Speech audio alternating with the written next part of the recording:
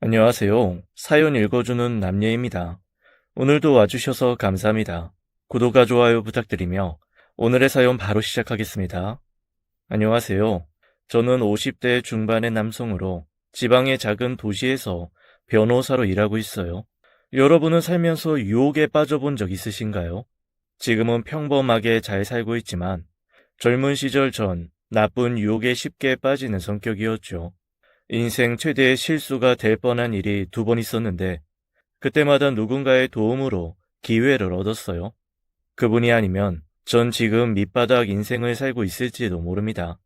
변호사가 아닌 죄인의 신분이 될 뻔했죠. 여러분께 제가 만난 귀인 이야기를 해볼까 합니다. 제가 14살 중학교 2학년이 되던 해에 우리 집은 한마디로 폭삭 망했어요. 그전까지는 아버지 사업이 잘 돼서 부유하게 자랐는데 동업자가 사기를 치고 도망가는 바람에 알거지가 됐죠. 좋은 집 내버리고 작은 용달차 한 대로 동네를 떠났어요. 다 쓰러져가는 달동네 판잣집에 짐을 푸는데 불도 안 들어오는 집에는 쥐, 벌레, 천지였습니다. 아버지는 돈 벌어온다고 집을 나가 소식이 끊겼고 어머니는 충격에 알아누웠어요. 사춘기로 예민하던 시절이라 전 엇나가게 됐고요. 외동 아들인데 집에 가봤자 우울하기만 해서 안 좋은 애들이랑 어울렸어요. 걔네랑 돌아다니면 집 생각이 안 났죠. 우울한 것도 없고요. 애들이랑 정신없이 노는데 빠져서 고등학교도 못 갈 뻔했습니다. 중학교 졸업식 날 또 애들이랑 오토바이 타고 놀고 있는데 공토의 엄마가 어떻게 알고 찾아왔어요. 저는 왜 왔냐고 성질을 부렸죠. 정우야, 이 녀석아, 고등학교 안 갈 거야? 당장 교복 맞추러 가자.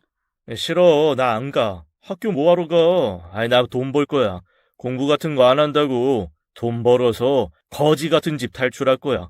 교복 맞출 돈도 없잖아. 내가 모를 줄 알아? 중학교만 졸업하고 무슨 돈을 번다 그래? 너 공부 잘했잖아. 고등학교 가서 다시 공부 시작하자. 교복 맞추고 집에 가자. 엄마 돈 가져왔어. 아버지 돌아왔어. 번듯한 집에 이사 갈 수 있대. 아버지? 그게 누군데? 자기 살려고 처자식 내버리고 도망친 사람? 누가 반긴다고 집에 와? 나 집에 안 가. 아버지 안 본다고. 그러나 어머닌 절 놓지 않았고 아버지까지 찾아와 절 끌고 갔죠. 결국 전 교복을 맞추게 됐고 고등학교에 무사히 진학했습니다. 집도 이사를 하고 형편이 펴지나 했는데 아버지가 또 집을 나갔어요. 다시 사업을 시작한 게 불법적인 거였죠. 누가 신고를 했고 사업은 망했습니다. 아버지는 또 집을 나갔어요. 엄마는 다 포기하고 공장 일을 하시면서 제 뒷바라지를 했죠. 전 철없이 안 좋은 친구들과 어울려 다니면서 껄렁거리기만 했습니다. 그렇지만 중학교 때처럼 애들을 괴롭히고 그러진 않았어요. 머리가 굵어지니까 약한 애들을 괴롭히는 게 너무 싫더라고요. 고등학교 1학년 여름 방학을 앞둔 날이었죠. 우리 반에 키만 껑충한 애가 한 명 있었어요. 박윤석이라고 안경을 쓰고 공부를 열심히 하는 녀석이었는데 하루는 학교 뒷골목에서 친구들이 걔를 괴롭히는 겁니다. 어쭈, 주제 가방도 시계도 다 미제다. 형한테 선물 좀 해. 너보다 나한테 더 잘 어울리겠다. 너희들 왜 그래? 이거 오늘 처음 하고 온 거야.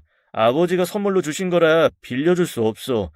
그리고 너희들이 무슨 형이야. 동급생이면 친구지. 이 자식아, 누가 빌려달래? 그냥 달라고. 그리고 누가 네 친구야? 앞으로 형이라고 불러. 알았어? 주먹도 못 쓰는 놈이 어디 엉겨붙어. 너희들 하나도 안 무섭거든. 내 물건이나 내놔.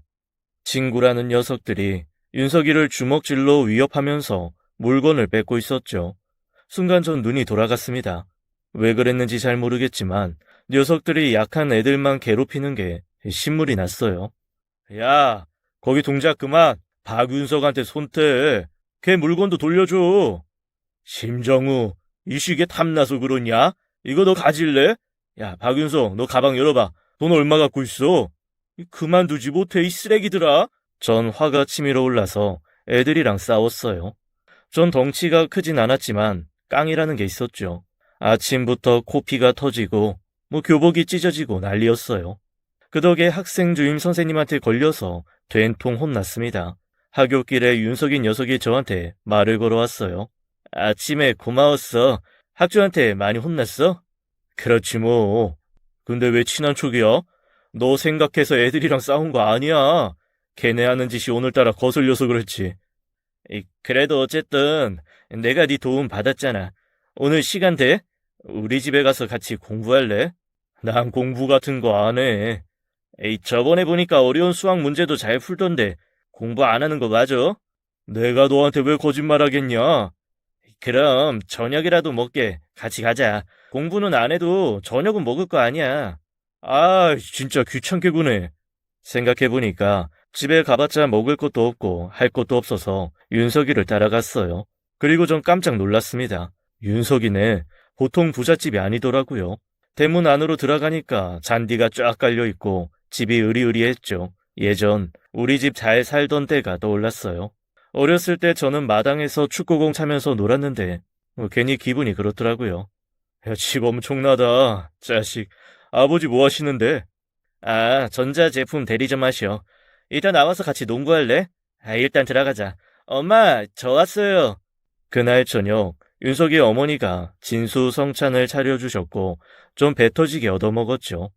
윤석이랑 말도 잘 통해서 시간 가는 줄 모르고 놀았습니다. 공부밖에 모르는 애인 줄 알았더니 팝송도 좋아하고 미국 프로농구도 좋아하더라고요. 아버지가 전자제품 대리점을 하셔서 그런지 집에 게임기도 있어서 게임도 신나게 했죠.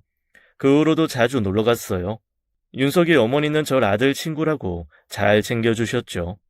윤석이가 고등학교 올라가서 친구라고 데리고 온 애는 정훈이가 처음이다. 우리 윤석이랑 잘 지내줘서 고마워. 이거 떡이랑 잡채인데 가져가거라. 부모님도 드리고. 안 주셔도 되는데요. 아까 보니까 너 잘 먹더라. 밤에 공부하다 출출하면 먹어. 공부요? 저 윤석이처럼 공부에 취미 없어요. 왜? 윤석이 말로는 너 어려운 수학 문제도 쓱쓱 잘 푼다던데. 한번 마음 잡고 해봐. 사실 놀기만 하는 것처럼 보여도 전 공부에 관심이 많았어요. 이런 말하기 좀 그렇지만 수학이 전 가장 재밌더라고요. 과외 한 번 안 받아도 시험 보면 점수가 괜찮았죠. 중학교 때 나쁜 길로 빠지지만 않았어도 성적이 더 좋았을 텐데 가정 형편 핑계로 일찍부터 밖으로 돈 게 슬슬 후회가 되고 있었습니다. 그런데 윤석이도 자꾸 공부하자고 하고 윤석이 어머니도 격려를 해주시니까 공부를 좀 해볼까 싶더라고요. 근데 전에 같이 놀던 애들이 자꾸 회방을 놓았어요. 너 요새 공부한다고 깝죽대더라. 신경 꺼라. 야, 너 우리랑 같이 나쁜 짓 하고 다녔던 거 윤석이도 아냐? 무슨 나쁜 짓? 하고 싶은 말이 뭔데? 아니, 걔가 널 잘못 알고 있는 거 아니냐고. 윤석이한테 허튼 소리 한마디라도 해봐. 가만 안 둘 거니까. 걔가 뭔데 그래.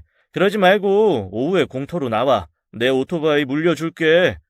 친구는 한눈에 봐도 근사한 오토바이를 타고 있었어요. 뭐 신형으로 산 것 같더라고요.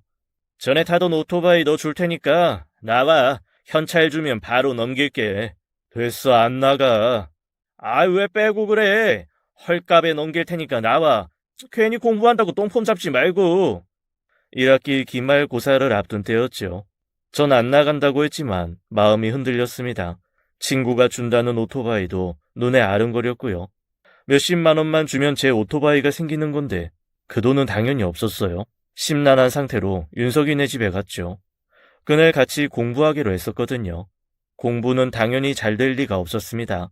화장실에 다녀온다고 방을 나왔는데 세면대 옆에 반지 하나가 눈에 띄었죠. 금으로 된 굵은 반지였고 센 노란 게 보기만 해도 값이 꽤 나갈 것 같았어요. 집에는 윤석이 어머니와 여동생 지혜까지 있었고 그건 윤석이 어머니 반지인 게 뻔했습니다. 근데 순간적으로 욕심이 나더라고요. 반지 팔면 돈이 꽤 되겠다 싶어서 바지 주머니에 얼른 넣고 화장실을 나왔죠. 윤석아, 나 속이 너무 안 좋아. 집에 가봐야겠어. 왜 그래? 많이 안 좋아? 약 줄까? 아니, 약 먹을 것까진 아닌데 좀 쉬어야겠다. 그래, 그럼. 현관에서 신발을 신는데 마당에 계시던 윤석이 어머니가 들어오셨죠. 전 당황해서 인사도 못 드리고 뛰쳐나왔어요. 뒤에서 잘 가라고 하시는데 못 들은 척 나왔습니다. 큰 대로까지 얼마나 뛰었는지 몰라요. 심장이 찢어질 것처럼 두근댔죠. 그리고 제가 무슨 일을 저질렀는지 깨달았어요. 미쳤다 싶었습니다. 주머니 속에 금반지가 있는데 금은방 앞을 지나가면서도 그걸 꺼내낼 수가 없었죠. 제 자신이 너무 한심하고 멍청해서 미치겠더라고요. 오토바이고 뭐고 전 집에 틀어박혀 있었습니다. 후회가 밀려왔어요. 도둑질을 들켜서 소년원에 가게 되면 어떻게 하나. 내 인생은 끝났다. 그런 생각에 병이 날 것 같았죠. 이제라도 윤석이네 집에 갖다 줄까 싶다가도 차마 용기가 안 났어요. 윤석이 어머니가 얼마나 잘해주셨는데 이런 짓을 벌였는지 제 자신이 이해가 안 되더라고요. 다음 날 학교에 갔는데 윤석이는 아픈 데는 괜찮냐고 물어왔어요. 제가 반지 훔친 건 모르는 것 같았죠. 괜찮아. 걱정할 정도 아니야. 어제 엄마가 걱정 많이 하셨어. 너 많이 아픈 거 아니냐고. 아, 위경련 그런 거였나 봐. 지금도 좀 안 좋긴 해. 시험 기간 내내 전 속이 안 좋다는 핑계로 윤석이를 피했어요. 그 뒤로도 쭉 혼자 다니려고 했죠. 양심의 가책이 느껴져서 윤석이 얼굴을 못 보겠더라고요. 그렇게 보름 정도가 지났어요. 방학식 날이었는데 윤석이가 집에 가려는 절 붙잡았습니다. 낭패다 싶었죠. 방학하면 윤석이 얼굴 안 봐도 되니까 빨리 학교를 나가려고 했거든요. 정우야 잠깐 기다려봐. 오늘 시간 돼? 우리 집에 가자. 싫어. 나 약속 있어. 만날 아프다는 애가 무슨 약속이야. 너 그거 핑계지? 나도 나지만 엄마가 너 오늘 꼭 데리고 오래. 어머니가? 반지 훔친 걸 들켰다고 생각했습니다. 그러지 않고서야 윤석이 어머니가 절 찾을 일은 없을 테니까요. 좀 말없이 윤석이랑 같이 학교를 나섰어요. 올 것이 왔구나 싶었고 너무 착잡했죠. 주인이 벌 받는 심정으로 윤석이네 집에 들어갔습니다. 벌 받을 각오하고 현관 안에 들어갔는데 전 제 귀를 의심했어요. 정우야, 왜 이렇게 오랜만이니? 오늘 방학식이기도 해서 내가 윤석이한테 너 꼭 데리러 오라고 했다. 저녁까지 꼭 먹고 가. 시간 괜찮지? 네? 아, 네. 시험 스트레스가 심했던 거 아니야? 위경련 때문에 힘들었다며. 좀 그랬어요. 이젠 괜찮니? 속 편한 걸로 저녁 차릴 테니까 윤석이랑 놀고 있어. 방학하니까 좀 홀가분하지? 전 차마 윤석이 어머니 앞에서 고개를 들 수가 없었어요. 변함없이 따뜻한 그분 앞에서 전 한없이 작아졌죠. 제가 반지를 훔쳤다는 걸 아시는지 모르는지 윤석이 어머니는 전과 다름없이 제게 잘해주셨어요. 저녁을 먹고 윤석이 방에서 놀다가 얼핏 잠이 들었습니다. 목이 말랐겠는데 밖에서 이야기 소리가 들려왔죠. 윤석이 어머니랑 여동생 지혜의 목소리였어요. 지혜는 화가 나 있었습니다. 엄마 금반지 심정우 저 인간이 훔친 게 분명한데 왜 밥까지 차려주고 잘해주는 거야? 지혜 너 조용히 안 해? 정우 그럴 애 아니다. 가족 같은 사이에 의심하면 못 써. 가족 같은 사이라니. 난 저런 도둑을 오빠로 둔 적 없어. 엄마 지금 크게 잘못하고 있는 거라고. 바늘 도둑이 소도둑 된다는 건 지나가는 개도 알아. 나라면 당장 경찰에 신고하겠어. 그 반지가 몇 돈짜린데. 외할머니가 엄마한테 물려준 거잖아. 너 애가 왜 그렇게 되바라졌어? 정우가 훔쳐간 게 아니라니까 그러네. 엄마는 정우를 믿어. 절대로 도둑질 할 애가 아니야. 한 번만 더 그 얘기 꺼내봐. 엄마 진짜 화낸다. 심정우가 엄마 아들이라도 돼? 제가 그 자리에 있는 것도 아닌데 얼굴이 확 달아올랐어요. 너무 창피하고 죄송해서 집에 더 있을 수 없었습니다. 윤석이 어머니께는 집에 급한 일이 있다고 얘기하고 도망치듯 나왔죠.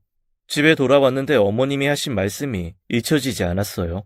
나 같은 게 뭐라고 믿고 계신 건지 양심의 가책이 너무 심해서 도저히 그냥 있을 수 없더라고요. 다음 날 전 큰 마음 먹고 윤석이네 집에 갔어요. 마침 집에는 아무도 없고 어머니만 계셨죠. 가자마자 금반지를 돌려드리고 어머니 앞에 무릎 꿇고 다 털어놨어요. 어머니 죄송합니다. 금반지 제가 훔쳤어요. 경찰에 신고하셔도 할 말 없어요. 저한테 얼마나 잘해주셨는데 어떤 벌을 주셔도 달게 받을게요. 용서해달란 말도 저한텐 아까워요. 아니, 정우야. 어머니가 어쩔 줄 몰라 하는 사이 윤석이가 집에 돌아왔어요. 아이, 정우 아니야? 무슨 일이야? 아이, 무릎은 왜 꿇고 있어? 윤서가 저번에 잃어버린 금반지 정우가 찾아줬어. 너무 잘 되지 뭐냐? 거봐, 엄마. 내가 집에서 잃어버렸을 거라고 했잖아. 아이, 앞으로 보관 좀 잘하세요. 괜히 나까지 신경 썼네. 정우야, 나 씻고 나오면 게임 한 판 하자. 가지 말고 기다려. 윤석이는 곧바로 씻으러 들어갔고, 전 주저앉아 소리 없이 울었어요. 어머님께 너무 죄송했습니다. 마루 위로 제 눈물이 뚝뚝 떨어졌어요. 제가 뭐라고 이렇게 아껴주세요. 제가 뭐라고. 윤석이의 어머니는 그런 절 따뜻하게 안아주셨습니다. 어렸을 때는 그럴 수 있어. 오늘 너 큰 용기 낸 거야. 나한테 잘못 고백하고 반지 돌려주러 왔잖아. 그렇게 하기는 쉬워? 정우 정말 대견하다. 크게 될 사람이야, 넌. 어머니, 오늘 이렇게 와줘서 고맙다. 같은 실수 반복하지 않으면 되는 거야. 그러니까 그만 울어, 응? 윤석이 쉬고 나올 때 됐다. 눈물 닦아 얼른. 잊을 수 없는 날이었어요. 너무 죄송했고 또 감사했습니다. 그날 이후 전 정신 차렸어요. 같이 놀던 껄렁한 친구들과도 딱 끊고 나이에 맞는 행동을 하고 올바르게 살려고 노력했죠. 그때부터 공부를 무섭게 하기 시작했습니다. 친구라고는 윤석이 한 명뿐이었어요. 윤석이는 제가 공부하는 걸 보더니 놀라더라고요. 역시 자기가 사람 보는 눈이 있다면서 같이 공부 열심히 해서 좋은 대학 가자고 했습니다. 저도 그러고 싶었어요. 그 사이 아버지도 집에 돌아오셨고 취직도 하셨죠. 집이 안정되기 시작하니까 공부가 잘 되더라고요. 그러던 어느 날 윤석이가 말도 없이 학교를 빠졌습니다. 어제 저녁까지만 해도 같이 떡볶이를 먹고 헤어졌는데 이상한 일이었죠. 오전에만 해도 어디 아픈가 했는데 점심때쯤 반 친구 하나가 충격적인 소식을 들려줬어요. 야, 들었어? 윤석이네 야반도주 했대. 야반도주? 야, 말이 되는 소리래라. 어제 저녁까지 별일 없었어. 나랑 떡볶이까지 먹었는데. 한밤중에 벌어진 일을 네가 어떻게 알아? 윤석이네 대리점 실장이 사기를 쳤대. 자기가 사장인 것처럼 하고 돈 사고를 크게 냈나 봐. 아, 윤석이네 재산 다 날렸대. 빚도 잔뜩 져서 시달리다가 야반도주 했다는 거야. 뭐? 대리점 실장이 그랬단 말이야? 그 최철호라는 인간이 악마였던 거지. 그 인간도 날랐나 봐. 아, 윤석이 어떻게 하냐. 나까지 심란해 죽겠다. 보통 일이 아니었습니다. 애들 얘기를 들으니까 야반도주가 확실한 것 같더라고요. 하루아침에 이게 무슨 일인지 공부에 집중할 수가 없었어요. 윤석이 빈자리만 눈에 들어왔고 애들이 수군거리는 소리도 듣기 싫었습니다. 대리점 실장이 그럴 줄은 꿈에도 몰랐어요. 윤석이랑 제가 큰형이라고 따랐고 가끔 만나 놀기도 했거든요. 윤석이네 대리점에는 게임기와 게임팩들도 많아서 그것 때문에 대리점을 자주 찾았고 그때 친해지게 됐죠. 서글서글한 사람인 줄만 알았지 사기를 칠 줄은 꿈에도 몰랐어요. 어디로 도망갔는지 몰라도 진짜 잡고 싶었습니다. 그러나 제가 할 수 있는 일은 없었어요. 야속하게 시간만 흘러갔고 아무 소식 없이 떠난 윤석이는 학교로 돌아오지 못했죠. 전 시간만 나면 윤석이네 집 앞으로 갔어요. 소용없는 걸 알면서도 몇 시간이나 대문 앞을 지켰죠. 윤석아, 어디 간 거야? 아니, 나한테만이라도 연락할 수 있잖아. 윤석의 어머니 걱정도 많이 됐어요. 어쩌면 다시는 못 만날 수도 있었어요. 가슴이 찢어질 것처럼 아팠죠. 친아들처럼 아껴주신 은혜를 하나도 갚지도 못했는데 이렇게 헤어지게 될 줄은 몰랐거든요. 시간이 걸려도 어떻게든 찾아야겠다 막연히 생각할 뿐이었죠. 해가 바뀌어 고3 입시철이 되었고 저는 미친 듯이 공부해 원하던 대학의 법학과에 입학했습니다. 4년 장학금까지 받을 정도로 좋은 성적으로 들어갔죠. 부모님은 당연히 너무 기뻐하셨습니다. 전 잠시도 쉴 틈 없이 사시를 준비했어요. 밥 먹는 시간도 아까워서 나중에는 빵 쪼가리 먹으면서 공부했고 그러다가 탈모가 와서 고생을 좀 했죠. 피나는 노력 끝에 25살에 사시에 합격할 수 있었습니다. 군대를 다녀온 후 33살에 전검사 자리에 앉았어요. 제가 생각해도 참 숨가쁜 시간이었죠. 어린 시절에 저를 아는 사람들은 다 놀랐습니다. 중학교, 고등학교 초반에 전 소위 날라리, 노는 애였으니까요. 아니, 어렸을 땐 그렇게 부모 속을 썩이더니 이게 무슨 일이야? 그러게, 내 자식이지만 나도 놀랐어. 정우가 원체 똘똘하긴 했잖아. 남편 복 없으니 자식 복도 없다고 그렇게 신세한탄을 하더니 그 말은 쏙 들어갔네. 그치? 우리 검사님 들어. 조용히 해. 이제 참한 아가씨 만나서 결혼했으면 좋겠는데 영 누구 만날 생각을 안 하네. 그냥 가만히 있어. 정우랑 선보고 싶다고 좋은 집 아가씨들이 줄을 설 거다 아마. 공부와 담 쌓고 지내던 제가 윤석이를 만나고 반지 사건으로 정신 차린 건 아무도 몰랐습니다. 법학을 전공하고 사실을 보게 된 것도 영향이 좀 있었죠. 사기꾼들이 판치는 세상을 바꾸고도 싶었어요. 검사가 된 후 전 윤석인의 행방을 찾기 시작했습니다. 사적인 이유로 그러면 안 되는 건데 어쩔 수 없었어요. 알아보니 윤석이 가족은 충청도 공주에 있더라고요. 주소지를 보는데 기분이 이상했습니다. 휴일이 되었고 전 주소지를 찾아갔죠. 운전하는 내내 말로는 설명할 수 없는 기분이 들더라고요. 전 차를 주소지 근처에 대놓고 심호흡을 몇 번 했습니다. 1시간쯤 지났을 때 윤석이를 볼 수 있었어요. 고등학생 때랑 똑같이 모자 달린 티를 입고 청바지를 입고 있었죠. 안경 쓴 얼굴이 조금 말랐을 뿐 그 외에는 변하는 게 없었어요. 차에 있던 전 뛰쳐나갔습니다. 그리고 윤석이 이름을 크게 외치면서 달려갔어요. 윤석아! 박윤석! 집에 들어가려던 윤석이는 깜짝 놀라서 절 돌아봤죠. 녀석은 돌처럼 굳어서 눈만 깜빡거리더라고요. 절 보면서도 믿기지 않는 눈치였습니다. 윤석아, 나 누군지 모르겠어? 혹시 심정우? 그래, 나 정우야. 정우야, 이 자식아. 다 큰 성인 남자 둘이 고함을 지르면서 서로의 이름을 불렀죠. 윤석이나 저나 너무 감격스럽고 놀라서 말도 제대로 못했어요. 동네 사람들이 무슨 일인가 싶어서 내다보더라고요. 겨우 진정한 우리는 집 안으로 들어갔습니다. 낡고 좁은 반지하였죠. 가구도 별로 없었고 춥고 썰렁했어요. 벽은 곰팡이가 다 쓸었고 바닥도 냉골이었습니다. 보일러가 망가졌다고 하는데 일부러 불을 떼지 않는 것 같았죠. 작은 냉장고 하나 있는 썰렁한 주방도 차마 볼 수가 없었어요. 혼자 살아? 아니, 부모님이랑 지혜랑 다 같이 지내. 집이 좀 좁지? 거기 방석 위에 앉아. 이게 얼마만이냐? 그러게, 어떻게 살았어?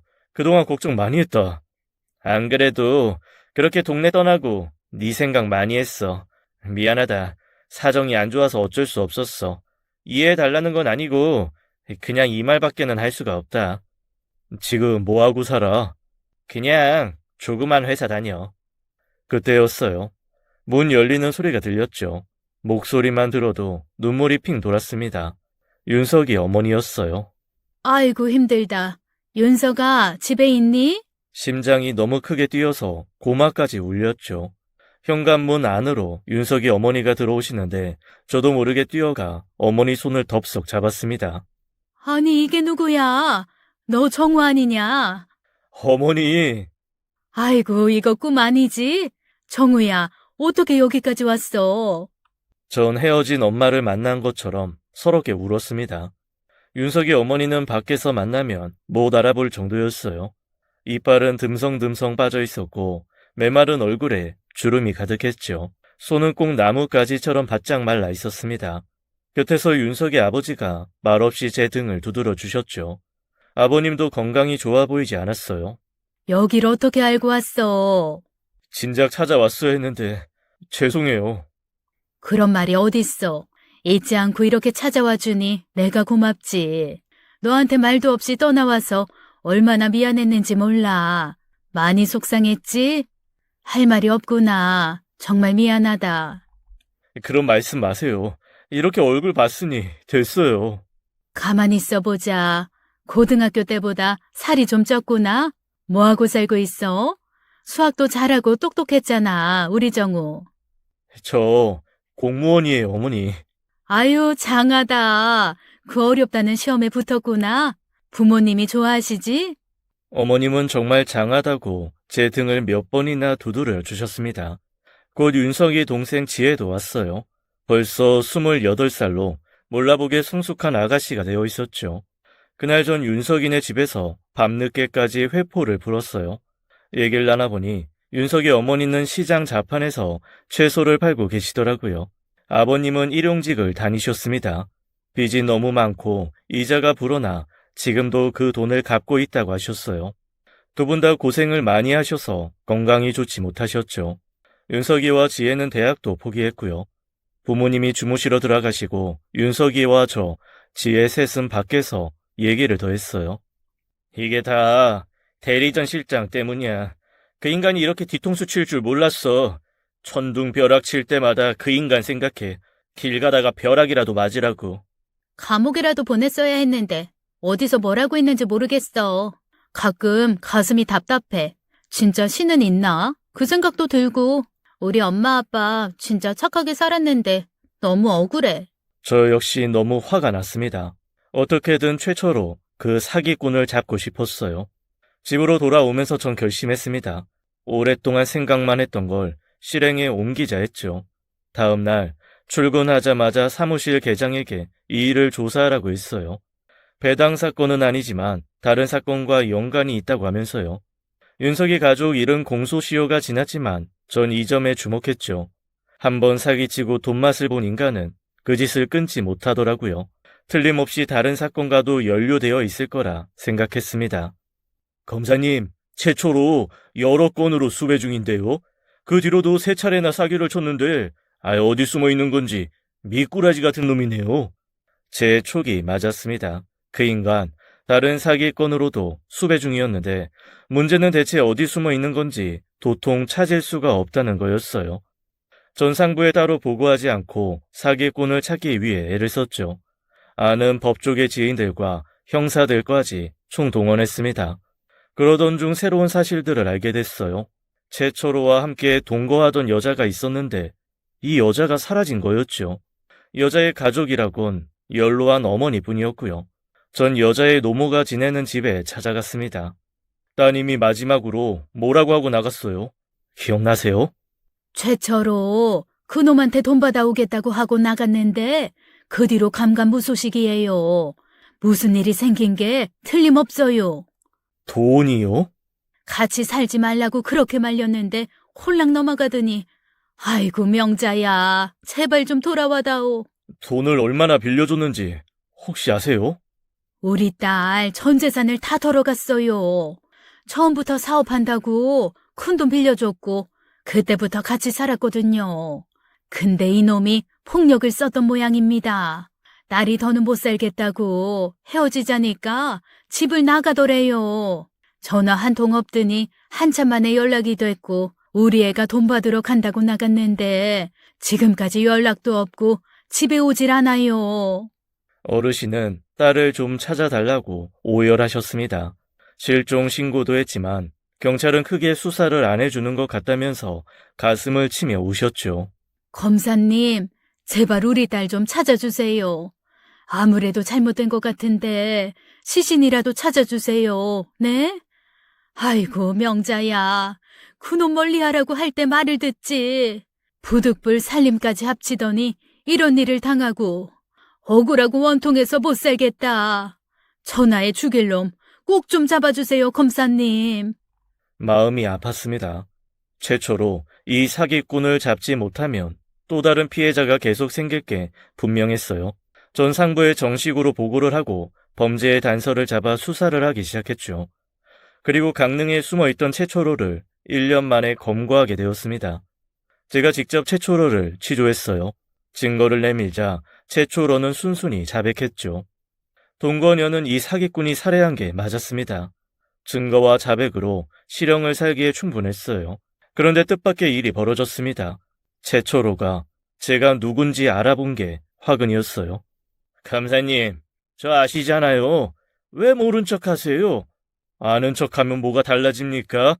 검사님도 머리가 좋겠지만 저 같은 사람들도 돌아가는 머리가 비상하죠.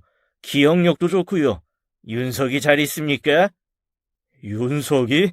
당신이 그 이름을 입에 올릴 자격이 있다고 생각해? 그 더러운 이기심 때문에 멀쩡한 집안 망가지고 지금까지 힘들게 살고 있어. 알아? 검사님, 돈은 돌고 도는 겁니다. 부자들 가진 돈도 다 누군가의 피땀 흘린 돈이에요. 세상에 더러운 돈, 깨끗한 돈만 있는 줄 알아요? 돈이 한 집에만 고여 있으면 썩은 냄새 풍기게 돼 있어요. 전 그 돈에 바람을 좀 세게 했을 뿐이라고요. 여긴 법치국가야. 잘못을 저지르면 합당한 벌을 받는 사회라고. 당신 여기 왜 들어와 있는지 모르겠어? 그렇게 상황 파악이 안 돼? 제가 벌을 받는 게 지금 윤석이 가족에게 무슨 의미가 있습니까? 형편이 나아지는 것도 아니고요. 최초로 정신 차려. 여기가 어딘 줄 알고 함부로 입을 놀려? 어처구니가 없었습니다. 죄를 짓고도 당당하고 뻔뻔한 최초로가 이어서 한 말은 더 충격적이었어요. 기소당한 것 중에 동거녀 살인은 증거 불충분으로 만들어달라는 것이었죠. 한마디로 사기만 인정하고 살인은 조작을 해달라는 요구였습니다. 그렇게 해주시면 제가 빼돌린 윤석이 집 재산 곱절로 돌려주겠습니다. 아이, 부족하면 10배도 줄 수 있어요. 대신 다른 사건은 적극 협조할게요. 아이, 사법 거래라는 것도 있지 않습니까? 최초로 죄명 더 추가되고 싶어? 어디서 사법 거래를 운운해? 어차피 윤석이네 사건은 공소시효 지났잖아요. 다 알고 있어요. 그 집 어떻게 사는지. 거지 꼴만 간신히 면하고 사는 거 검사님 모르세요? 제가 그 돈 돌려주면 당장 숨통 트일 텐데 끝까지 외면하실 겁니까? 아니, 그게 검사님이 생각하는 우정이에요? 당신 감옥에서 평생 후회하게 될 거야. 내가 꼭 그렇게 만들어. 최초로 취조를 마치고 밖으로 나왔는데 셔츠가 땀에 흠뻑 젖어 있었습니다. 지나가던 직원이 괜찮냐고 물을 정도로 제 얼굴은 창백했죠. 그 인간 입에서 윤석이 이름을 듣는 게 괴로웠습니다. 얼마 전 윤석이한테 연락이 왔었고 어머님의 입원 소식을 전해 들었어요. 시장에서 넘어지셨는데 팔 골절에 왼쪽 무릎이 다 바스라져 버렸다는 거였죠. 영양실조에 과로까지 겹쳐 회복이 쉽지 않다는 얘기를 들으니 가슴이 찢어질 듯 아팠습니다. 혼수 상태에 빠진 게 아닌가 싶을 정도로 어머니는 잠에서 깨어나지 못하고 계셨어요. 저는 돈을 좀 보냈고 급한 일 마무리해 놓고 가겠다고 했습니다. 최초로가 빼돌린 윤석인의 재산이 3억이었습니다. 당시 정말 큰 돈이었어요. 그걸 몇 배로 돌려주겠다는 최초로의 말이 환청처럼 자꾸 들렸죠.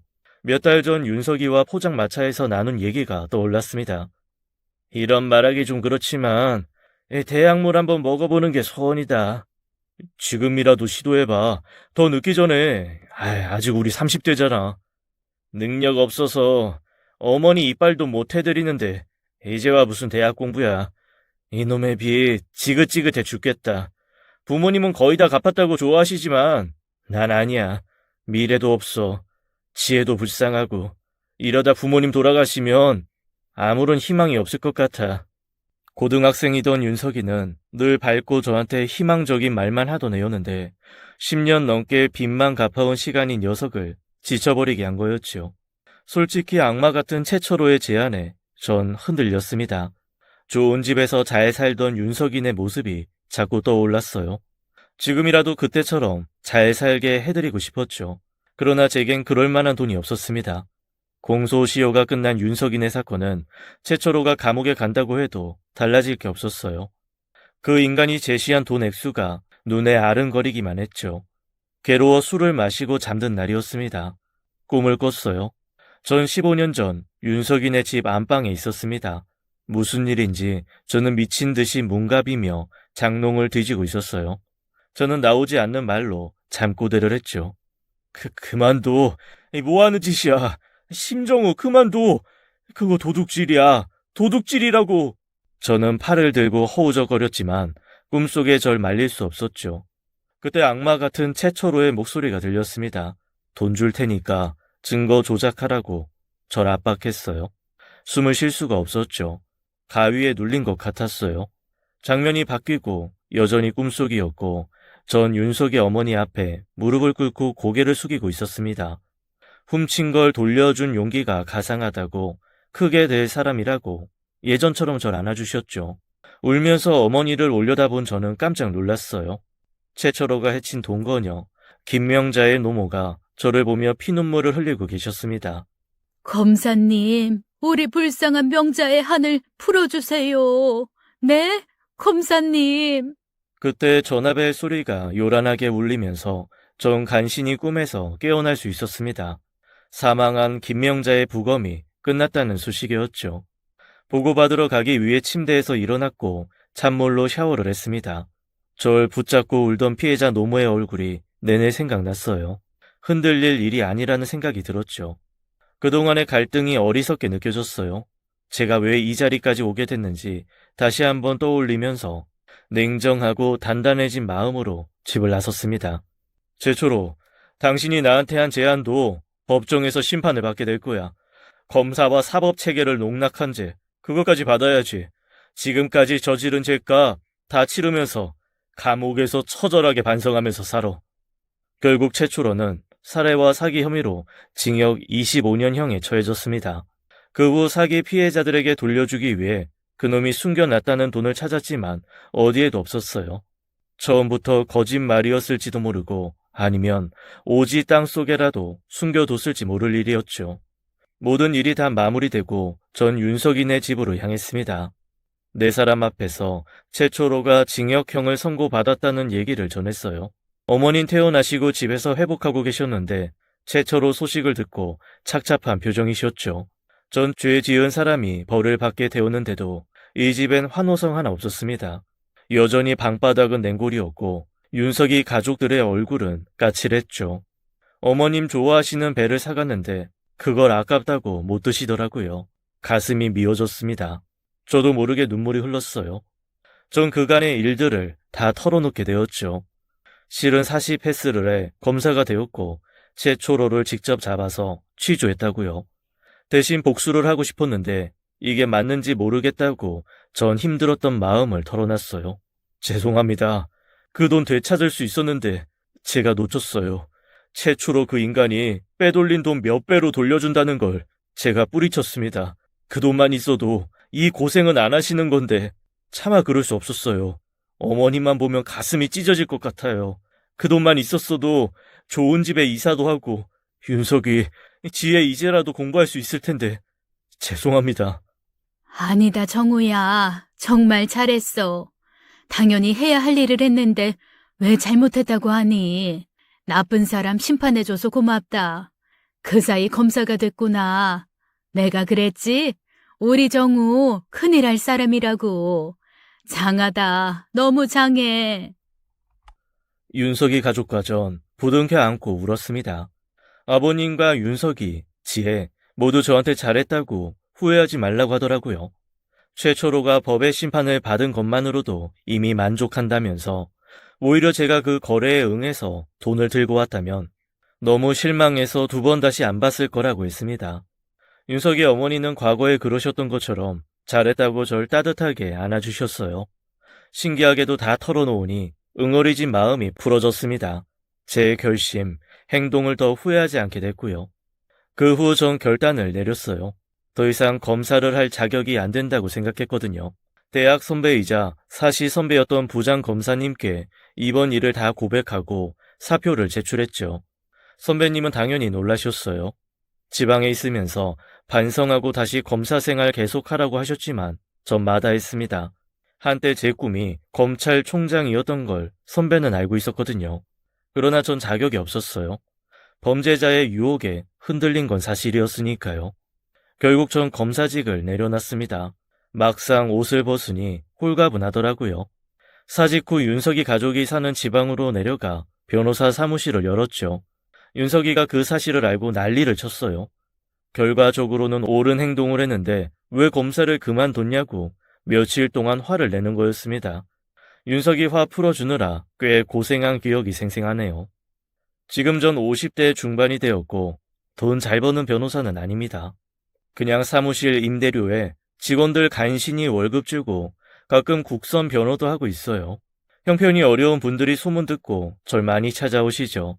전 의뢰인들의 속사정을 좀 깊이 알아보는 편이에요. 그분들의 인생 고비에 제가 꼭 도움이 되고 싶었습니다. 윤석이는 저보고 바보 같다고 대놓고 말해요. 나 같으면 정우처럼 안 살아.